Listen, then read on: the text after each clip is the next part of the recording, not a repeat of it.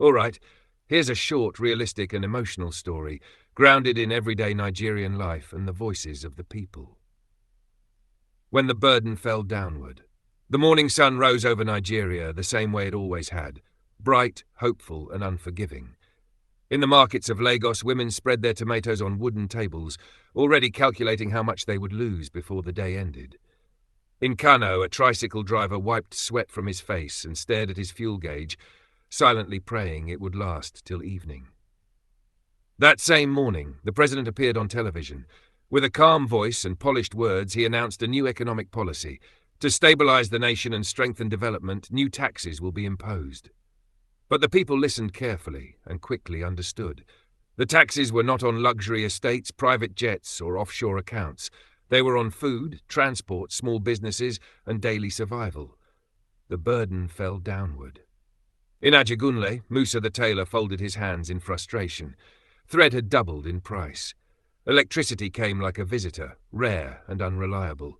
Now, a new tax on small businesses meant he would pay more just to keep his sewing machine running. Are we the problem? He asked no one in particular. Are we the ones stealing billions? In the rural villages, farmers complained quietly. Fertilizer was expensive. Transport to the city cost more than the crops were worth. A tax on farm produce felt like punishment for feeding the nation. We grow the food, an old farmer said, yet hunger is our reward. Across the country, the streets began to talk. Okada riders argued at junctions. Teachers sighed in staff rooms. Young graduates sat at home unemployed, scrolling through phones filled with promises they no longer believed. Mothers stretched meals thinner. Fathers counted coins twice before entering buses. The economy had become a heavy word, one the poor felt in their stomachs, not in statistics. Protests rose, not loud at first, but steady. Handwritten cardboard signs appeared, tax the thieves, not the hungry. We are tired of surviving. The government responded with statements, carefully crafted, distant, cold. They spoke of long-term benefits and necessary sacrifice. But sacrifice had already been made, by the poor again and again. One evening, a young woman stood before a crowd in Abuja. Her voice shook, but it did not break. We are not against Nigeria, she said. We are Nigeria.